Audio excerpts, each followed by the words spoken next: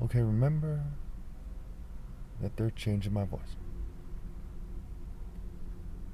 Okay, this video is called Why Is This Happening? Now imagine a female yelling, why is this happening? White, Asian, whatever you want to imagine. But imagine her yelling, why is this happening? Well, in order to solve that question, we have to do some problem solving here, right? We have to ask ourselves the three questions I always want you to ask yourself. What is it? What does it mean? What should we do, or what should I do? What is it? What does it mean? What should I do? And in order to answer this effectively, we have to consider that we have to live in reality. Not racism, not the game, not propaganda, not theater arts, or any other kind of fantasy or falsehood, especially not fairy fantasy, as it's very childish. But not anything but reality. Morality is a play on words for more reality. And obviously the essence of morality is reality. Think about how they're connected.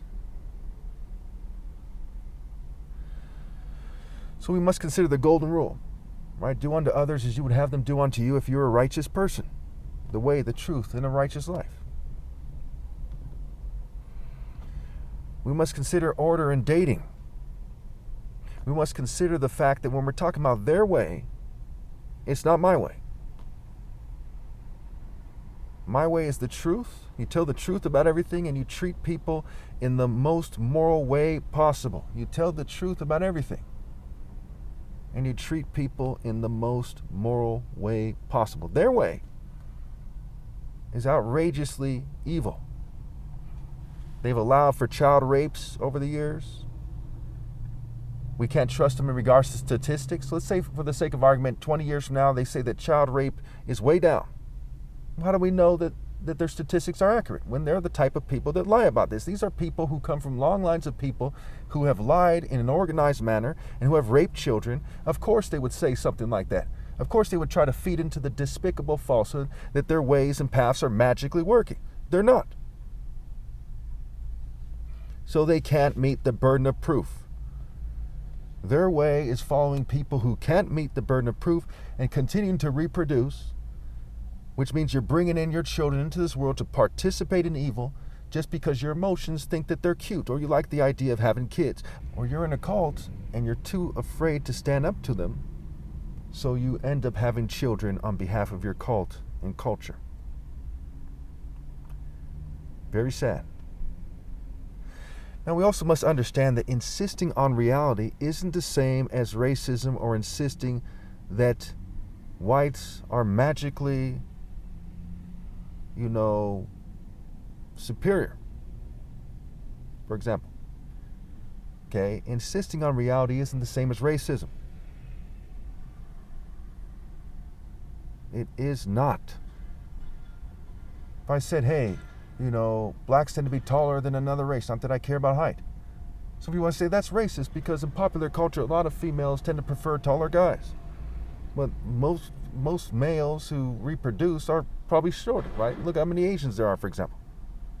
That's not racist.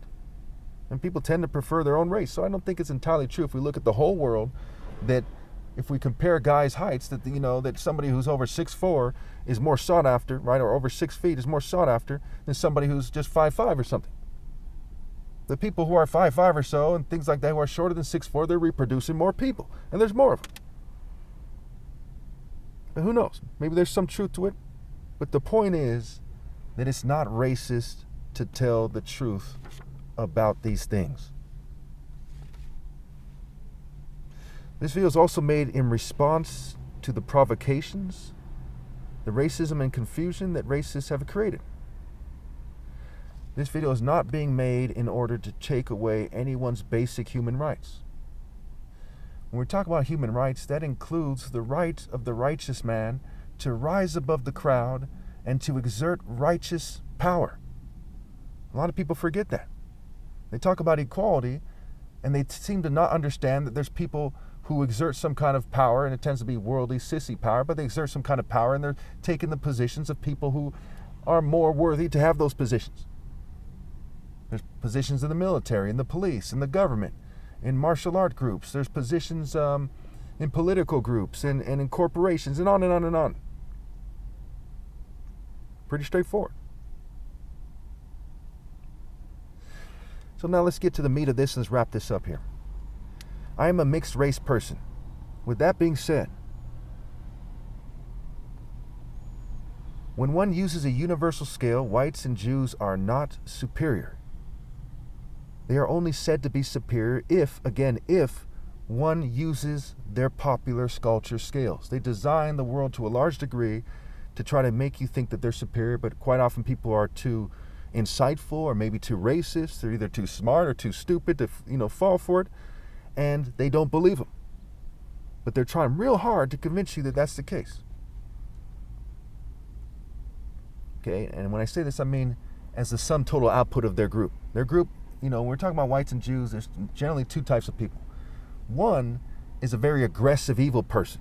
The other is a kind of submissive person. Why is the world so evil? Because the main groups that dominate the world are evil, and among them are people who aren't as evil as they are, but they're too Eeyore, like Eeyore's sad, to stand up to them. So the sum total output is evil. And you see that in the Bible, you see that in the Torah. I'm sure it's reflected in the Quran and in other books as well. This is something that there's a general consensus in regards to. Just people don't understand the deeper implications of it, or they would be behaving differently. It's one thing to know something, so to speak. It's another thing to truly understand it. Okay. Now this part is where we get controversial, but it has to be said. Again, I'm not racist. Think about what happens when you play stupid about this. Part of what's happened is what we see, all the rape, all the murder, all the starvation. 9 million people starve to death every year in the world because people refuse to admit this thing. At the center of it is people refusing to admit this and living a certain way as a result. They're refusing to admit this and either responding to failing to admit it to the fullest degree and having a moral response, or they're responding to something else to that effect. Making it kind of harder for me to think and speak here because they don't want me to prove this point. But you should know that I'm right. And you should fill in the blanks, any blanks that need to be filled in on that one kind of side issue. I'll explore in the comments more if I remember.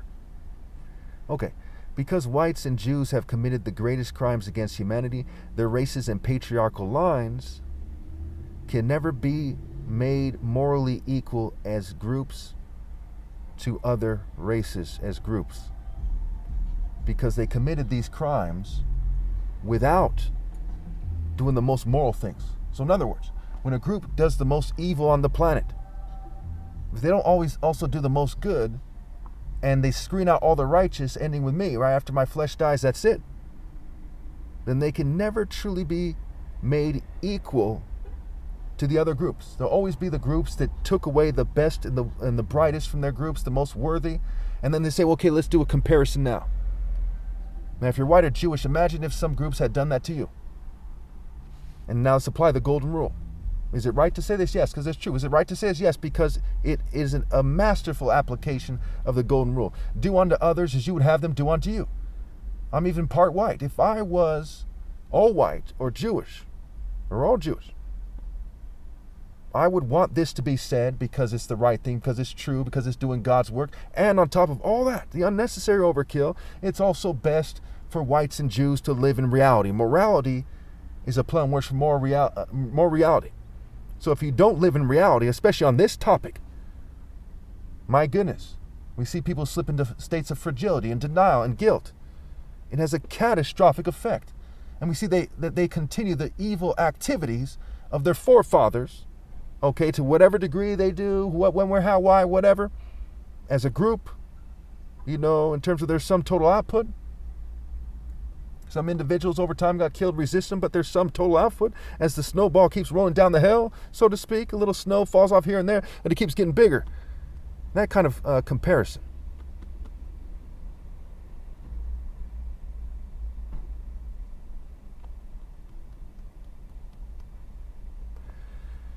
So yes, it should be said, and the implications are astounding. Now let's explain some more here. And keep in mind, in a sense, everything I'm saying in this video shouldn't have to be said. But people play stupid about it. And they slip into states of mind where they forget these things, where they don't truly understand it. Their brain is being, they're breeding people who aren't able to truly grasp these ideas. So they have to be said and they have to be explored. So what do I mean by races?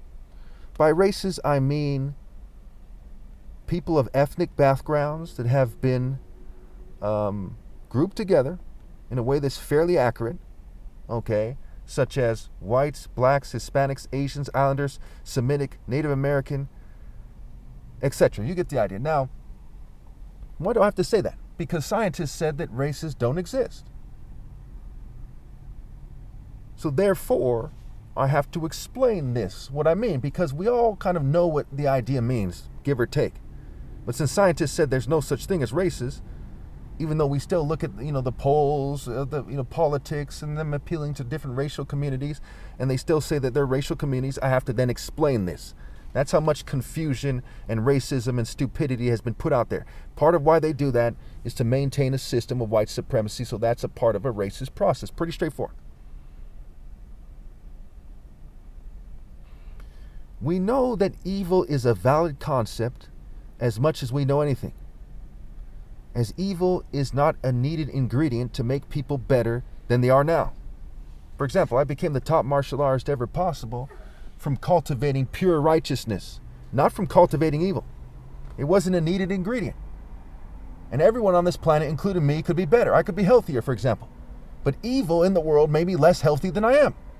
It wasn't a needed ingredient to make me great, and it isn't a needed, it actually got in the way to reduce how healthy I am, which arguably, in a sense, in a very shallow sense, reduces how great I am. Now, some of you might be like, well, duh, but there's people who argue that evil magically doesn't exist, which is retarded. Or they argue that from the darkness comes the light, which is retarded. Someone cuts off your leg, you then turn around and become the fastest runner naturally. Cuts off both your legs, you then turn around at that moment and become the fastest runner in human history? No. Evil gets in the way.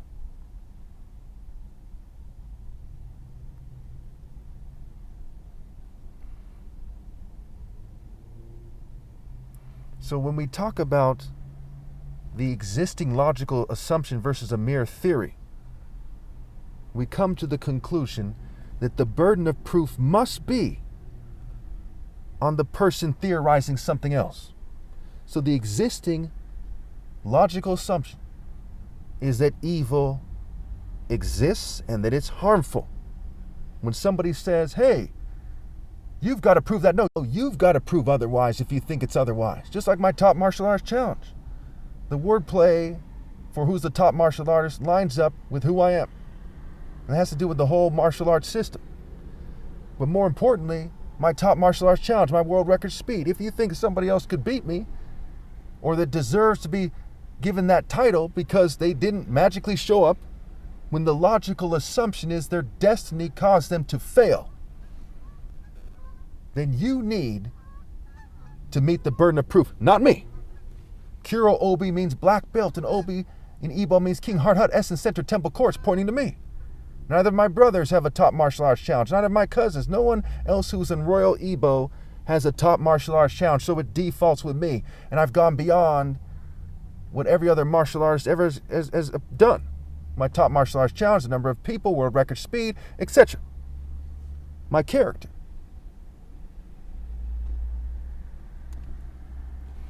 And so when we talk about tech, cheating, breeding, and generational ill-gotten gains ruling out people in the future, again, the burden of proof is on someone else arguing that that's not the case. And it's a burden of proof that logically cannot be met. And so it is with evil. You see how that concept works? Asian people didn't understand that earlier.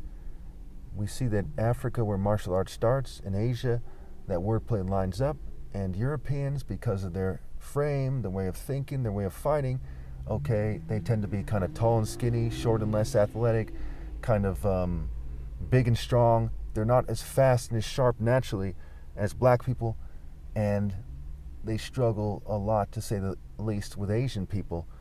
When we look at the spectrum of Asians who to some degree are even mixed with black. So when we look in terms of and so are white people to some degree, but there's certain, the exact way they are, and that's a story for another day. When we look at it in terms of just a logical assumption, the existing belief, the existing ideas that must be true, we're not going to come to the conclusion that 5 years ago there's some turtle that could outrun a cheetah or outfly a falcon. Neither are we going to come to the conclusion that another race other than black people have produced the valid top martial artist of all time. No offense to anybody. Again, this is just the truth. So we see the spectrums from various groups, their mentality, mental clarity, their physiques. Okay. So in the last 500 years or so, there was an extreme push to social engineer the world and to screen out the wisest and the best from every race. And you got to ask yourself, right, when people try to interfere with this explanation, when they try to cover this up, when they make it so I have to explain it when it should just already be known and accepted, okay, should we hate people who do things like that? And should people reap what they sow, or should they be able to leverage those generational ill-gotten gains every generation? So when they took something from the peoples of the world, the other peoples of the world, right, people weren't white or white Jewish, should it cost them? Or should it just cost the other peoples of the world? Should the hard work of their forefathers be in vain because the offspring of whites and Jews want to feel proud of themselves, want to feel superior to other people, etc.? Or should we tell the truth about things and treat people in the most moral way possible? To me, it's very straightforward here. But there are countless people on this planet right now with extreme complexes. And those complexes are literally causing people to be massacred and raped at world record rates.